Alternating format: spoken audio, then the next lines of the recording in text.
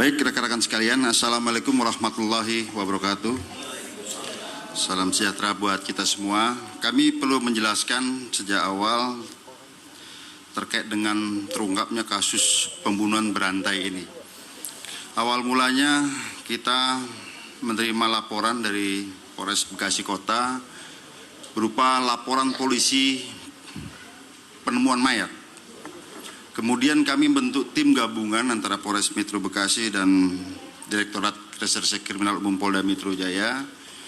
Kami adakan olah TKP bersama-sama tim ahli, kolaborasi interprofesi.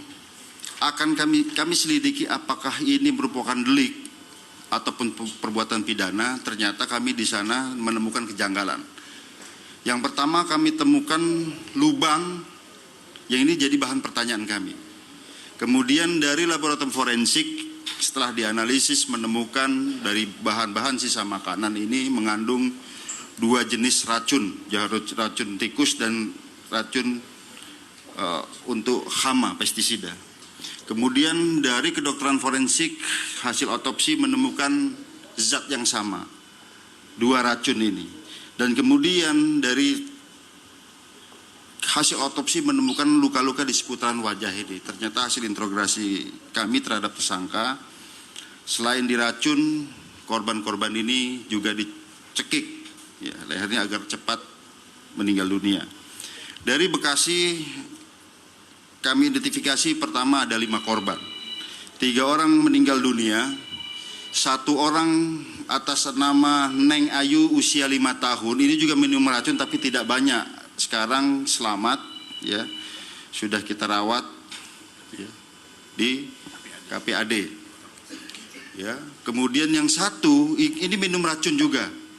Ternyata ini memang sengaja minum racun tapi tidak banyak. Ternyata ini juga tersangka.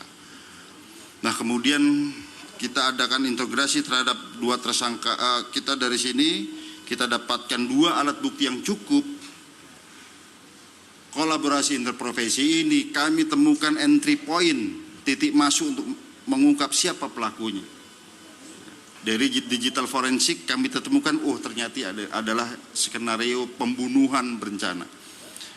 Kemudian berdasarkan 2 alat bukti yang cukup, malam itu juga kami tangkap 2 orang di Cianjur. Dari 2 orang Cianjur, ternyata 1 orang ini atas nama Dedek yang ada di rumah sakit Bantar di Bekasi, RSUD Bantar Gebang, kita pindahan ke Ramat Jati, ternyata ini juga tersangka. Dan kami teliti, kami adakan interogasi, kami juga didampingi tim ahli dari psikologi forensik untuk melaksanakan otopsi psikologi. Akhirnya terungkap lagi. Ternyata kami temukan entry point baru, fakta baru. Ternyata ada korban-korban lain sebelum TKP Bekasi. Kami mendapatkan kesaksian dari salah satu keluarga dekat dari tersangka ini menyatakan, saya juga dulu hampir dibunuh Pak. Tapi kemudian saya melarikan diri dan sekarang menjadi TKW di luar negeri, Saudi Arabia. Nah, kami adakan pemeriksaan secara berkesinambungan. Nah, kami ketemukan fakta baru lagi. Ternyata tersangka atas nama Dede ini mengkompulir dana-dana yang diperoleh dari para TKW yang ada di luar negeri ya. Berdasarkan kesaksian beberapa orang saksi, mereka dijanjikan pada saat nanti kembali ke Indonesia akan memperoleh rumah bagus dan lain sebagainya. Ada penggandaan uang ya. Kemudian hasil pengakuan tersangka, mereka sudah membunuh 6 orang di luar TKP Bekasi. Dan saat ini sedang kita selidiki. Sampai sekarang tim kami, kolaborasi interprofesi, laboratorium forensik, kedokteran forensik, tim penyidik, tim penyelidik lapangan kami masih berkumpul di Cianjur. Sudah berhasil dibongkar 3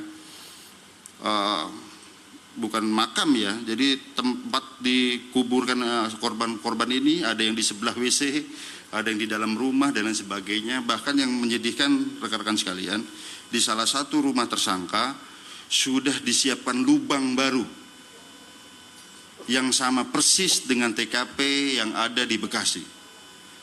Siapakah yang menjadi korban berikutnya? Ini yang kami sedang selidiki. Namun yang menjadi catatan kita semua di sini yang perlu kami sampaikan pada rekan-rekan sekalian, bahwa korban sebagian besar berasal dari family tree dari para tersangka, istrinya, mertuanya, anaknya. Tapi di sisi lain ada 2 orang ini yang teridentifikasi, 6 orang yang meninggal di luar TKP Bekasi adalah TKW yang memasukkan atau mengirimkan uangnya kepada tersangka. Ya. Kemudian rekan-rekan sekalian, sebagaimana kita sampaikan, ini terus kami adakan penyelidikan secara berkesinambungan, ya. Karena dari beberapa saksi masih menyampaikan ada teman kami yang sampai sekarang belum jelas ada di mana. Oleh karenanya ini penyelidikan belum selesai rekan-rekan sekalian. Dan kami akan telusuri dari para korban penipuan maupun yang lain, kami akan telusuri ini orangnya ada di mana. Apakah masih di luar negeri, apakah ada di Indonesia, apakah sehat. Nah ini kami sedang selidiki. Oleh karenanya rekan-rekan sekalian, hari ini dan ke depan tim lengkap kolaborasi interprofesi Polda Metro Jaya masih berada di Cianjur, dan hari ini khusus tim otopsi psikologi forensik mendampingi kami untuk melihat apa motif sebenarnya.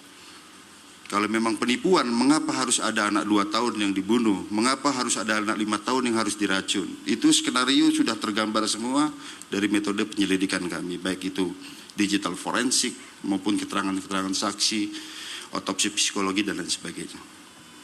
Jadi sekali lagi penyelidikan kami belum selesai, kami mohon doanya agar ini bisa terungkap, bahwa kami tidak berdasar terhadap pengakuan tersangka, kami harus buktikan, kami harus bicara secara fakta berdasarkan alat bukti dan lain sebagainya. Saya kira demikian, kami persilakan mungkin kalau ada yang perlu ditanyakan bisa dijawab oleh Kapolres maupun saya, maupun Kabid Humas maupun expert yang lain. Kami silakan. Baik.